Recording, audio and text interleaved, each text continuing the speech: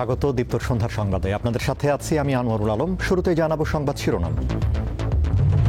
সাগরে লঘুচাপের প্রভাবে রাজধানী সহ বিভিন্ন জেলায় বৃষ্টি, থাকবে ৩-৪ দিন, ভোগান্তি চরমে।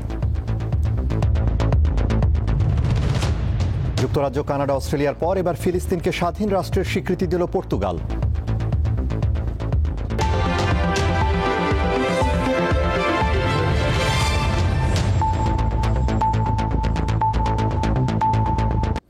এবারে বিস্তারিত। ভারী বৃষ্টির কারণে জলাবদ্ধতায় আজ বেশ বেকায়দায় পড়ে রাজধানীর মানুষ। বঙ্গোপসাগরে সৃষ্ট লঘুচাপের কারণে এই বৃষ্টি হচ্ছে, তা আরও ৩-৪ দিন থাকতে পারে বলে জানিয়েছে আবহাওয়া অফিস। এই অবস্থায় ৪ সমুদ্র বন্দরকে ৩ নম্বর স্থানীয় সতর্কতা সংকেত দেখাতে বলা হয়েছে। রবিবার মধ্যরাতে শুরু হয় তুমুল বৃষ্টি। সোমবার সকালে তা আরও গতি পায়। প্রথম ৩ ঘন্টায় ৭১ মিলিমিটার বৃষ্টিপাত হয়, জমতে থাকে পানি। বিপর্যস্ত হয়ে পড়ে রাজধানীর জনজীবন। ভারী বৃষ্টি ও জলাবদ্ধতার কারণে ভোগান্তিতে পড়ে স্কুল কলেজগামী ও কর্মজীবীরা। এই অবস্থার জন্য সিটি কর্পোরেশনকে দায়ী করেন ভুক্তভোগীরা। ঝামেলা মানে প্রচুর কষ্ট, কারণ বাজার থেকে মাল নিতেছি মতিঝিলে লয়ে যাব, পুরো রাস্তায় পানি। অনেক জায়গায় অনেক গর্ত থাকে, ওটা তো পানি হয়ে গেলে দেখা যায় না, তখন দেখা যায় যে গাড়ি উল্টে পড়ে যাচ্ছে। কাস্টমার আসতে পারবে না, কিছু না, পানির জন্য তো বেচা কিনাই হয় না, আর বেচা কিনা না হলে আমাদের তো ইনকামও হয় না। এই জন্য এই সমস্ত পরিষ্কার করতেছি। এই পানিটা যে বের করবি, এর সেই ড্রেনটা হলে কিন্তু পরিষ্কার করে না। আবহাওয়া অফিস জানিয়েছে বঙ্গোপসাগরে একটি লঘুচাপ সৃষ্টি হয়েছে। এর প্রভাবে সারা দেশে বৃষ্টিপাত হচ্ছে। আগামী ২৪ তারিখের দিকে আরও একটা লঘুচাপ তৈরি হওয়ার সম্ভাবনা রয়েছে বঙ্গোপসাগরে, এবং যে লঘুচাপটা তৈরি হবে এই লঘুচাপটা আরও ঘনীভূত হয়ে নিম্নচাপের রূপ নেওয়ার সম্ভাবনা আছে। আগামী ২৪ ঘন্টা পরে বৃষ্টিপাতের প্রবণতাটা আরও কমে যাবে, এবং ঢাকাতে কিন্তু ইতিমধ্যে বৃষ্টিপাত কিন্তু কমে গেছে, আর ওই রকম ভারী বৃষ্টিপাতের আশঙ্কা আপাতত আর নেই। ঢাকার বাইরেও ব্যাপক বৃষ্টি হয়েছে। সকাল ৬টা পর্যন্ত আগের ২৪ ঘন্টায় দেশের সর্বোচ্চ ১১৬ মিলিমিটার বৃষ্টিপাত হয়েছে ফেনীতে। দিলশাদানি, দীপ্ত সংবাদ, ঢাকা। জুলাই আগস্ট আন্দোলনের বিভিন্ন কর্মসূচি ছিল বৈধ সরকারকে উৎখাতের মেটিকুলাস ডিজাইনের অংশ। ট্রাইব্যুনালে আসামিকে জেরা করার সময় এমন কথা বলেন রাষ্ট্রনিযুক্ত আসামি পক্ষের আইনজীবী। তবে এমন অভিযোগ অস্বীকার করে সাক্ষী আসামিদের সর্বোচ্চ শাস্তির দাবি জানান।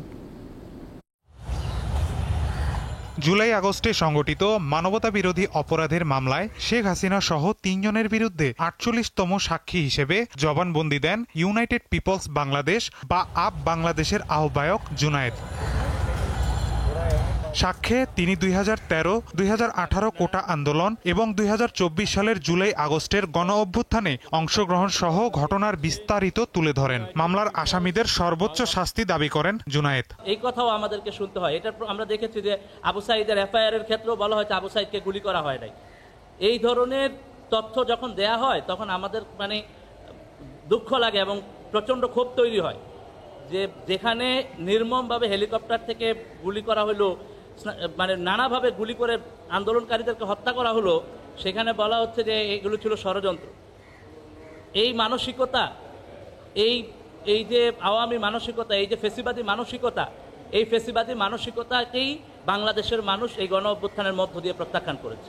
পরে তাকে জেরা করেন রাষ্ট্রনিযুক্ত শেখ হাসিনার আইনজীবী আমির হোসেন। জেরায় আসামি পক্ষের আইনজীবী দাবি করেন মেটিকুলাস ডিজাইনে নির্বাচিত সরকারকে উৎখাতে ষড়যন্ত্র করেছিল জুলাই আন্দোলনকারীরা। তবে সাক্ষী এই বক্তব্য সত্য নয় বলে দাবি করেন। আজকে যে সাক্ষী সাক্ষ্য দিয়েছেন তিনি ছিলেন একজন সংগঠক, উনি সমন্বয়ক ছিলেন না।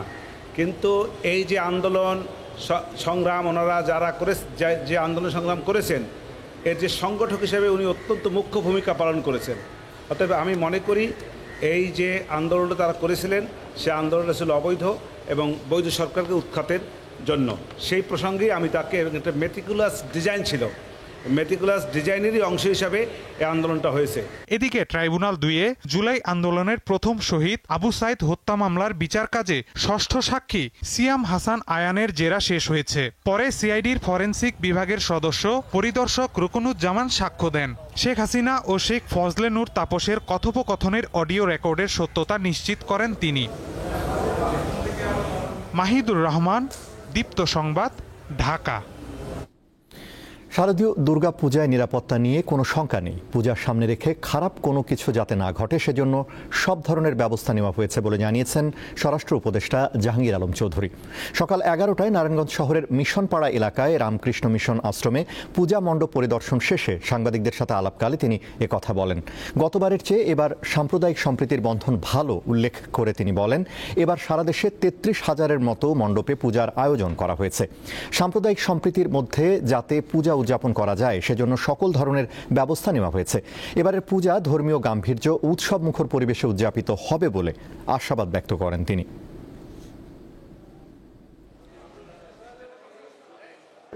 33,000-এর মতো পূজা মণ্ডপ আছে। এই সবগুলি পূজা মণ্ডপের জন্যই আমাদের এই ভাইয়েরা তাদের ভলান্টিয়ার রাখবে 7 জন করে, আমাদের আনসার থাকবে 8 জন করে, এবং পুলিশ থাকবে, র্যাব থাকবে এবং সেনাবাহিনী থাকবে। এর অধিকন্তু আমরা কিন্তু প্রায় 80,000 এই মহিলা এবং শিশু বিষয় মন্ত্রণালয় থেকে ভলান্টিয়ার রাখতেছি। এবার এই জন্য কোনো ধরনের কোনো অসুবিধা হবে না। ফেব্রুয়ারিতে নির্বাচন হবে কিনা তা নিয়ে এখনও সন্দেহ আছে বলে মন্তব্য করেছেন জাতীয় নাগরিক পার্টি এনসিপির মুখ্য সমন্বয়ক নাসির উদ্দিন পাটোয়ারি। বিকেলে আগারগাঁও নির্বাচন ভবনে সিইসির সাথে বৈঠক শেষে এই মন্তব্য করেন তিনি। বলেন, দলের প্রতীক হিসেবে শাপলা পেতে এনসিপি এখনও অটল। 150টি আসনে জয়ী হওয়ার প্রত্যাশা জানিয়ে নাসির উদ্দিন পাটোয়ারি বলেন, জামায়াত ও বিএনপির তরুণ প্রার্থী এবং গণ অভ্যুত্থানে অংশগ্রহণকারী প্রার্থীদের প্রতি মৌন সমর্থন থাকবে এনসিপির। তিনি জানান, এনসিপি ও গণ অধিকার পরিষদ একত্রিত হলে দলের নাম এনসিপি এবং প্রতীক শাপলাই থাকবে। আমাদের শাপলাতে আমরা থাকছি এবং শাপলায় বাংলাদেশের মানুষ ভোট দেবে ইনশাল্লাহ। আমরা ইনশাল্লাহ এই নির্বাচনে এনসিপির হাতে 150টি আসন পেতে যাচ্ছে এনসিপি। রাজশাহী বিশ্ববিদ্যালয়ের উপাচার্য সহ শিক্ষকদের লাঞ্ছিত করার প্রতিবাদে দোষীদের শাস্তি নিশ্চিত না হওয়া পর্যন্ত কমপ্লিট শাটডাউন কর্মসূচি পালন করছেন শিক্ষক কর্মকর্তা কর্মচারীরা। সকাল 9টা থেকে তাদের কর্মসূচি শুরু হয়। শহীদ বুদ্ধিজীবী চত্বরে সমাবেশের পর প্যারিস রোডে মানববন্ধন করেন তারা। দোষী শিক্ষার্থীদের উপযুক্ত শাস্তি নিশ্চিত না হওয়া পর্যন্ত তাদের এই শাটডাউন চলবে বলে জানিয়েছেন শিক্ষক কর্মকর্তারা। এ ঘটনায় জড়িত সবাইকে অবশ্যই বিচারের আওতায় আনা এবং ছাত্রত্ব বাতিল সহ দৃষ্টান্তমূলক শাস্তি নিশ্চিত করার দাবি জানান তারা। এদিকে ক্যাম্পাসের অস্থিতিশীল পরিবেশ, কমপ্লিট শাটডাউন, পূজার ছুটি সবকিছু বিবেচনা করে রাকসু নির্বাচন পেছানোর দাবি জানিয়েছে ছাত্রদল সহ 4টি প্যানেল। চাঁপাইনবাবগঞ্জ, রাজশাহী ও নাটোর থেকে ঢাকা, চট্টগ্রাম, সিলেট ও কক্সবাজার রুটের বাস চলাচল অনির্দিষ্টকালের জন্য বন্ধ রেখেছেন বাস চালক শ্রমিক কর্মচারীরা। ন্যায্য বেতনের দাবিতে সকাল থেকেই কর্মসূচি পালন করছেন তারা। সকালে রাজশাহীর শিরোইল বাস টার্মিনাল এলাকায় বিক্ষোভ সমাবেশ করেন দূরপাল্লার বাস চালক, হেলপার, সুপারভাইজার সহ কর্মচারীরা। বেতন ভাতা বাড়ানোর দাবি করেন তারা। এদিকে সকাল থেকে চাঁপাইনবাবগঞ্জ, রাজশাহী, নাটোর, ঢাকা, চট্টগ্রাম এবং কক্সবাজার রুটে চলাচলকারী দেশ ট্রাভেলস, ন্যাশনাল ট্রাভেলস, গ্রামীণ ট্রাভেলস, হানিফ কেটিসি ও শ্যামলী পরিবহনের সকল বাস পরিষেবা বন্ধ রয়েছে। এতে বিপাকে পড়েছেন যাত্রীরা।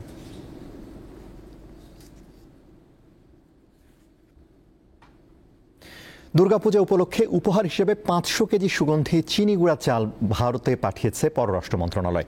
ব্রাহ্মণবাড়িয়ার আখাউড়া স্থলবন্দর দিয়ে বেলা 12:30টার দিকে চাল ভর্তি একটি পিকআপ ভ্যান আগরতলা স্থলবন্দরে প্রবেশ করে। চালগুলো ভারতের দিল্লির বাংলাদেশ হাইকমিশন থেকে ভারতের গুরুত্বপূর্ণ ব্যক্তিদের উপহার দেওয়া হবে।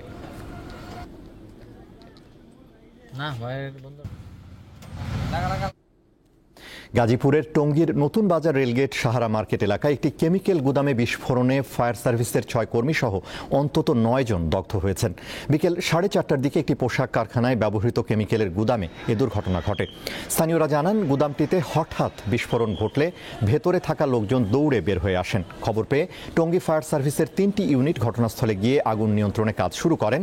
এক পর্যায়ে কেমিক্যালের ড্রাম বিস্ফোরণ হয়ে ফায়ার সার্ভিসের 1 কর্মকর্তা ও 5 জন ফায়ার সার্ভিসের কর্মী দগ্ধ হন। এছাড়া ওই গুদামের আরও 3 শ্রমিক দগ্ধ হন।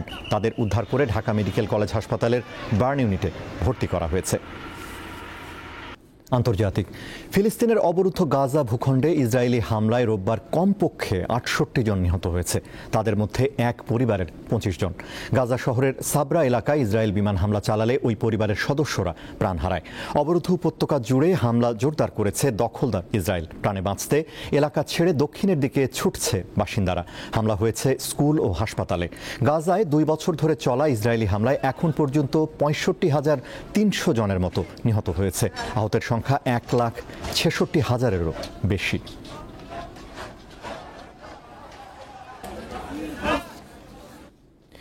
যুক্তরাজ্য, কানাডা, অস্ট্রেলিয়ার পর এবার ফিলিস্তিনকে স্বাধীন রাষ্ট্র হিসেবে স্বীকৃতি দিয়েছে পর্তুগাল।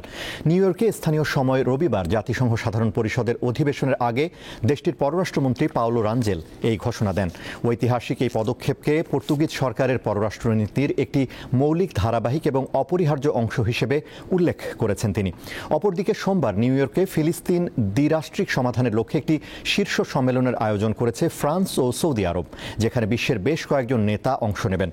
বৈঠকে ফ্রান্স সহ কয়েকটি দেশ আনুষ্ঠানিকভাবে ফিলিস্তিন রাষ্ট্রকে স্বীকৃতি দেবে বলে ধারণা করা হচ্ছে।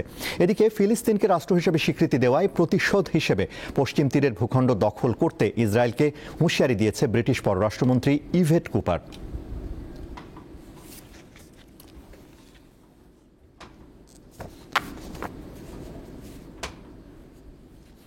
খেলার খবর। বাংলাদেশ ক্রিকেট বোর্ড বিসিবি নির্বাচনে জেলা ও বিভাগের অ্যাডহক কমিটি থেকে কাউন্সিলর করা নিয়ে বিসিবির সভাপতি আমিনুল ইসলাম বুলবুলের চিঠির কার্যকারিতার স্থগিতাদেশ ২৮ সেপ্টেম্বর পর্যন্ত স্থগিত করেছে চেম্বার আদালত। এর আগে বিসিবির সভাপতি আমিনুল ইসলামের চিঠির কার্যক্রম ১৫ দিনের জন্য স্থগিত করে আদেশ দিয়েছিল হাইকোর্ট। তবে আগামী ৬ অক্টোবর বিসিবি নির্বাচনে কোনো বাধা নেই বলে জানিয়েছেন আইনজীবীরা। বিসিবি সভাপতি আমিনুল ইসলাম বুলবুলের চিঠির বৈধতা চ্যালেঞ্জ করে দায়ের করা রিটের শুনানি শেষে এ আদেশ দিয়েছে হাইকোর্ট। সোমবার হাইকোর্টের বিচারপতি মোহাম্মদ মুজিবুর রহমান মিয়া ও বিচারপতি বিশ্বজিৎ দেবনাথের সমন্বয়ে গঠিত বেঞ্চ এ আদেশ দেয়। এর আগে বিসিবি সভাপতির চিঠির বৈধতা চ্যালেঞ্জ করে ৪ ব্যক্তি বাদী হয়ে হাইকোর্টের সংশ্লিষ্ট শাখায় রিট করেন।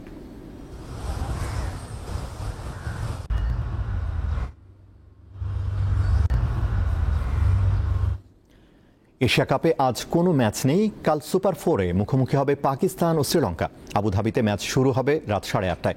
এই ম্যাচের আগে দুই শিবিরেই থাকবে বেশ চিন্তায়, কারণ সুপার 4-এ নিজেদের প্রথম ম্যাচে বাংলাদেশের কাছে হেরেছে শ্রীলঙ্কা ও ভারতের কাছে হেরেছে পাকিস্তান। তাই এই ম্যাচে যে হারবে তাদের ফাইনাল খেলার সম্ভাবনা প্রায় শেষ হয়ে যাবে। নেট রান রেটে অনেক পিছিয়ে থাকা পাকিস্তানকে ফাইনাল খেলতে হলে শ্রীলঙ্কা ছাড়াও বাংলাদেশের সাথে ম্যাচটিও জিততে হবে। একই সঙ্গে খেয়াল রাখতে হবে রান রেট বাড়ানোর দিকেও।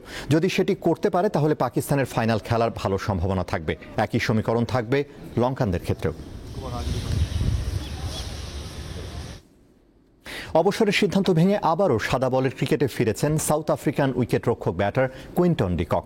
২০২৩ ওয়ানডে বিশ্বকাপের পর ওয়ানডে ক্রিকেট থেকে অবসরের ঘোষণা দেন তিনি। ১ বছরের বেশি সময় ধরে নেই টি-20তেও। ১ বছর পর আবারও ওয়ানডে ও টি-20 দলে ফিরেছেন ডি কক। অক্টোবরে পাকিস্তান সফরের জন্য ঘোষিত দলে আছেন তিনি।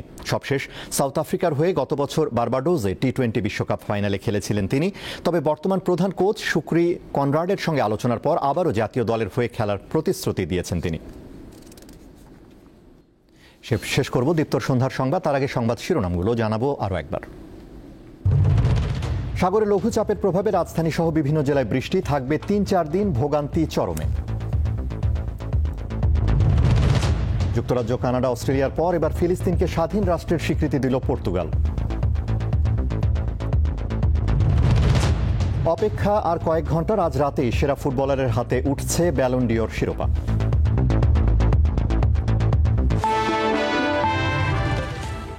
এই ছিল এখনকার মতো। আমাদের পরবর্তী দীপ্ত সংবাদ রাত 11টায় দেখার আমন্ত্রণ। এছাড়া আরও তথ্য বিনোদনের খবর পেতে যুক্ত থাকুন দীপ্তর ডিজিটাল প্ল্যাটফর্মগুলোতে। ধন্যবাদ।